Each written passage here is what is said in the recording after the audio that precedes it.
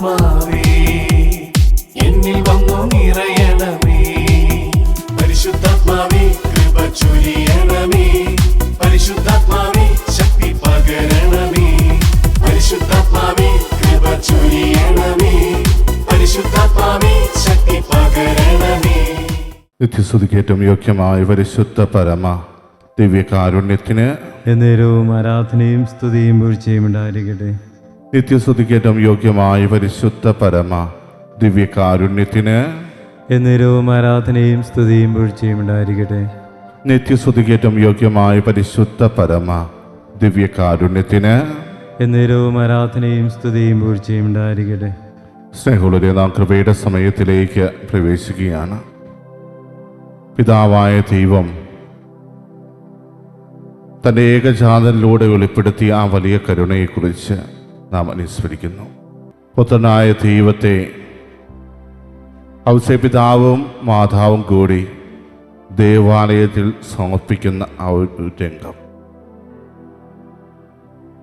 ദൈവപുത്രനാണ് എന്ന പൂർണ്ണമായ ബോധ്യം കന്യകാമറിയത്തിനുണ്ടായിരുന്നിട്ടും ദൈവദൂതനിലൂടെ ജനിക്കാൻ പോകുന്ന ശിശു ആരാണ് എന്ന് തിരിച്ചറിഞ്ഞിട്ടും ഒരു സാധാരണ യഹൂദനെ പോലെ എല്ലാ നിയമങ്ങളും പാലിച്ചുകൊണ്ട് തൻ്റെ കുഞ്ഞിന് സമയമായപ്പോൾ ദേവാലയത്തിൽ സമർപ്പിക്കുവാൻ വേണ്ടി പോകുന്ന മാതാപിതാക്കൾ. പ്രിയമുള്ളവരെ, ഇതിനു മുമ്പ് പരിച്ഛേദന കർമ്മം ചെയ്യുന്ന രംഗം നമുക്ക് കാണുവാൻ സാധിക്കും. പിന്നീട് മാലാഖ വഴി പറഞ്ഞ ആ നാമം കൊടുക്കുന്നത് നമുക്ക് കാണുവാൻ സാധിക്കും. ഇതിനെല്ലാം വിധേയരായി നിൽക്കുന്ന ഔസേപിതാവും കന്യകാമറിയവും ഒരു യഹൂദൻ എന്തൊക്കെയാണ് പാലിക്കേണ്ടത് അതെല്ലാം പാലിച്ചുകൊണ്ട് ജീവിച്ചവരാണ് എന്നുള്ളതാണ്. തൻ്റെ ആദ്യജാതനെ ദൈവത്തിൻ്റെ പരിശുദ്ധൻ എന്ന് വിളിക്കപ്പെടണം എന്ന് കർത്താവ് ആഗ്രഹിച്ചത് ഈജിപ്തിലെ അടിമത്തത്തിൽ നിന്നും തൻ്റെ ജനത്തെ മോചിപ്പിക്കുവാൻ മോശയെ ഏർപ്പെടുത്തി. മോശയെ നിയോഗിച്ച കർത്താവ് മോശയെ ഫറവോയുടെ അടുക്കലേക്ക് അയക്കുമ്പോൾ ഫറവോ അവിടെ ഒരു തടസ്സമായിട്ട് മാറി. പലതരത്തിലും ഫറവോയെ പറഞ്ഞ് മനസ്സിലാക്കുവാൻ ശ്രമിച്ചു. പക്ഷേ അവസാനം ക്ഷമ നശിക്കുന്ന ദൈവം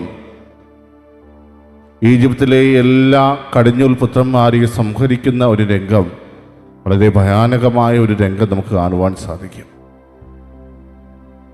പുറപ്പാടിൻ്റെ പുസ്തകം 13-ാം അധ്യായത്തിൽ വളരെ വ്യക്തമായി അതിനെക്കുറിച്ച് നമുക്ക് വായിക്കുവാൻ സാധിക്കുന്നതാണ്.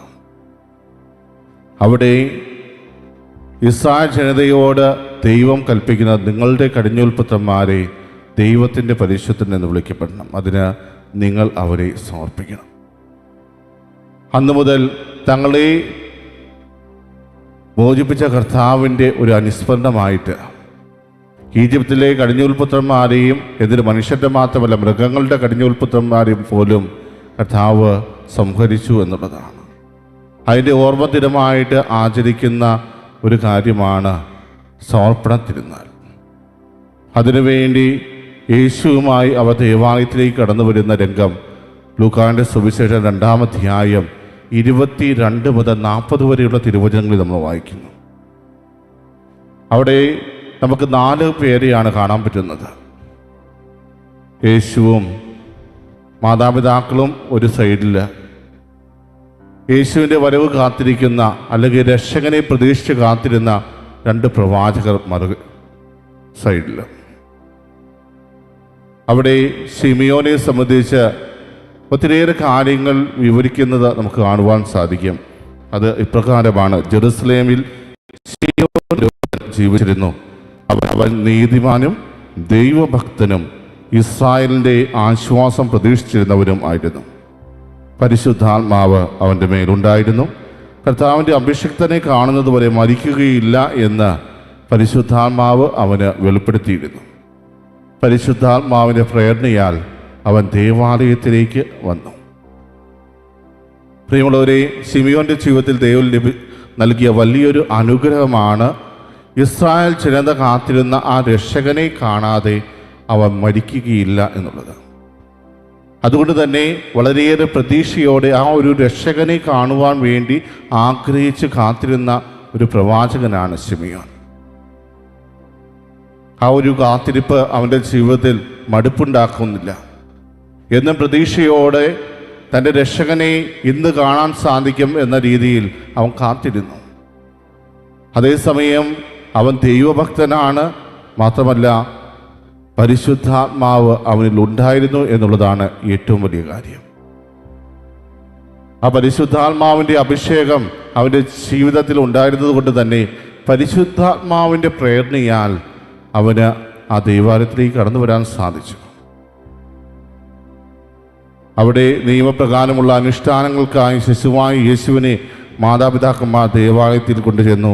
ശിമിയോൻ ശിശുവിനെ കയ്യിലെടുത്ത് ദൈവത്തെ സ്തുതിച്ചുകൊണ്ട് പറഞ്ഞു, കർത്താവേ, അവിടുത്തെ വാഗ്ദാനം അനുസരിച്ച് ഇപ്പോൾ ഈ ദാസനെ സമാധാനത്തിൽ വിട്ടയക്കണമേ. കർത്താവിനെ കരങ്ങളിൽ എടുത്തുകൊണ്ട് ദൈവത്തെ സ്തുതിച്ചുകൊണ്ട് പറഞ്ഞ ആ വചനങ്ങൾ, കർത്താവേ, അവിടുത്തെ വാഗ്ദാനം അനുസരിച്ച് ഇപ്പോൾ ഈ ദാസനെ സമാധാനത്തിൽ വിട്ടയക്കണമേ. പ്രിയമുള്ളവരെ, അവന് സമാധാനമില്ലായിരുന്നു. എന്തുകൊണ്ടാണ്?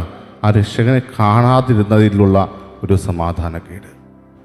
മറ്റു തരത്തിലുള്ള ശാരീരികമായ ബുദ്ധിമുട്ടുകളായിരുന്നില്ല, മാനസികമായ വ്യഥകളായിരുന്നില്ല, മറിച്ച് ഇസ്രായേലിൻ്റെ ആശ്വാസമായി തീരാൻ പോകുന്ന വ്യക്തിയെ കാണണം എന്നുള്ള ആഗ്രഹം. അതിനുവേണ്ടി ഒത്തിരിയേറെ ദാഹിച്ച് കാത്തിരുന്നവനാണ് ശിമിയോൻ.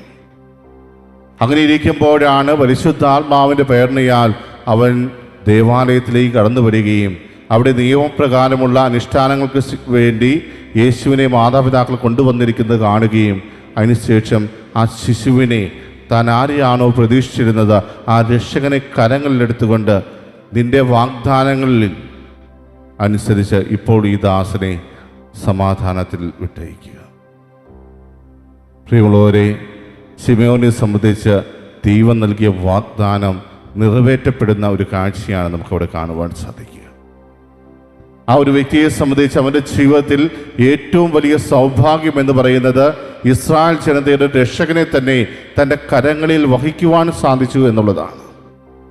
യേശുവിനെ കരങ്ങളിൽ വഹിച്ചുകൊണ്ട് പിതാവായ ദൈവത്തെ സ്തുതിച്ച് മഹത്വപ്പെടുത്തുവാൻ അവന് ഭാഗ്യം ലഭിച്ചു.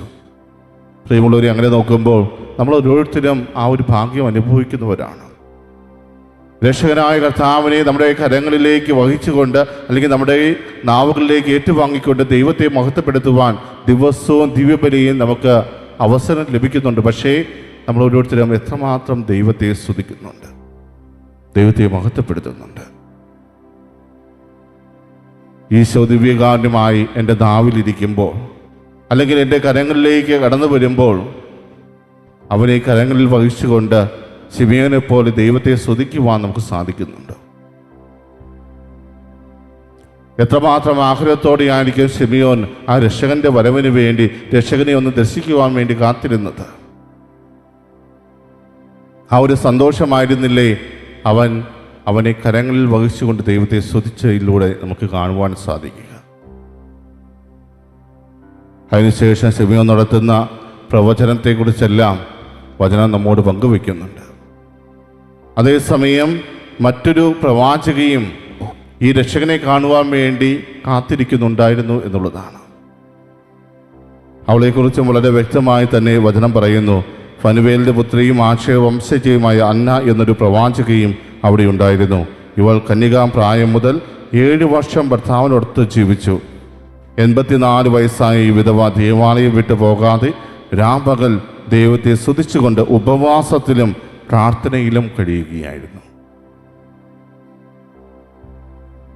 യേശുവിനെ കരങ്ങളിൽ വഹിച്ച ശിമയോൻ ദൈവത്തെ മഹത്വപ്പെടുത്തുന്ന ആ ഒരു രംഗം ഇവളും ശ്രദ്ധിച്ചിട്ടുണ്ട്. അതുകൊണ്ട് തന്നെയാണ് അവൾ അപ്പോൾ തന്നെ മുമ്പോട്ട് വന്ന് ദൈവത്തെ സ്തുതിക്കുകയും ജെറുസലേമിൽ രക്ഷ പ്രതീക്ഷിച്ചുകൊണ്ടിരുന്ന എല്ലാവരോടും ശിശുവിനെക്കുറിച്ച് സംസാരിക്കുകയും ചെയ്തു.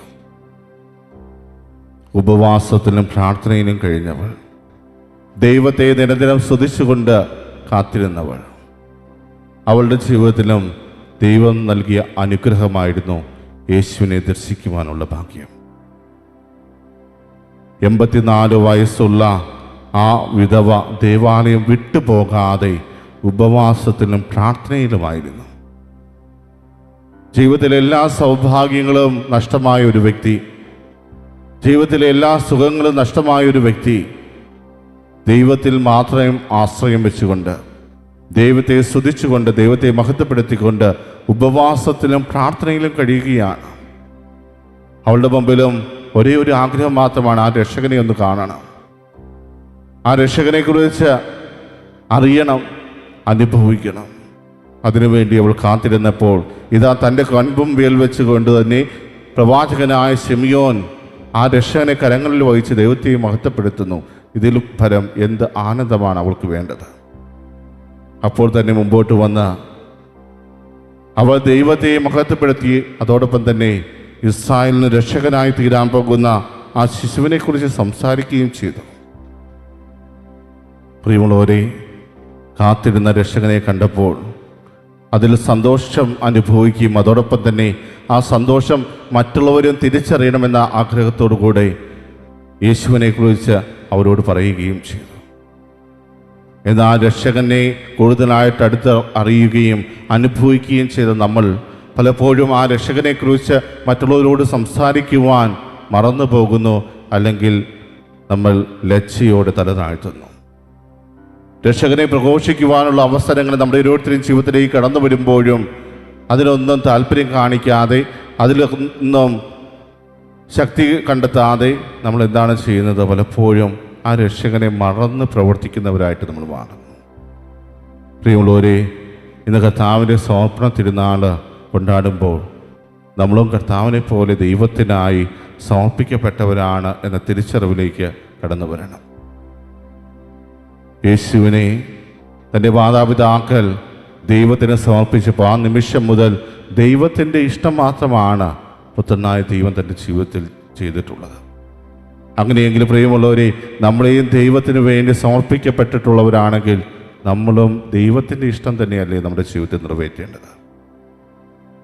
മാമോദീസ നാളിൽ നമുക്ക് വേണ്ടി മാമോദീസ പിതാക്കന്മാർ അവരുടെ വിശ്വാസം ഏറ്റുപറയുകയും ആ വിശ്വാസം നമുക്ക് പകർന്നു തരികയും ചെയ്തിട്ടുണ്ടെങ്കിൽ അത് ജീവിക്കാനുള്ള വിശ്വാസമാണ്.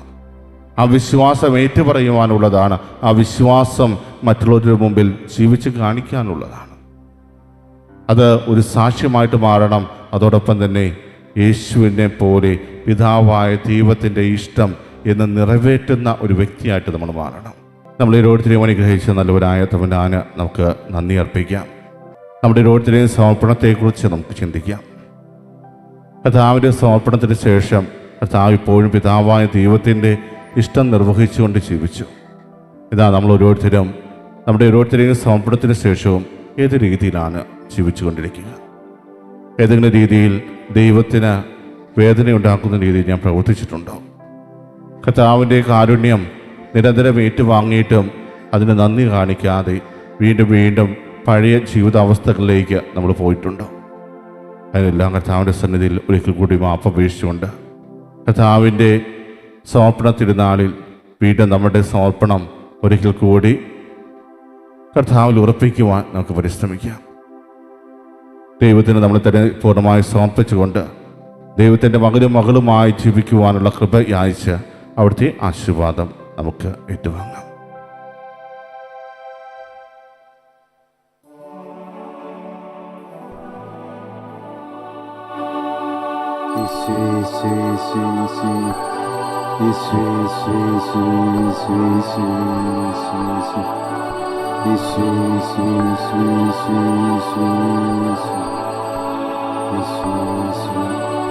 പരിശുദ്ധ പരമമാ ദിവ്യകാരുണ്യമേ, എന്നുമെന്നും അങ്ങേക്ക് ആരാധന.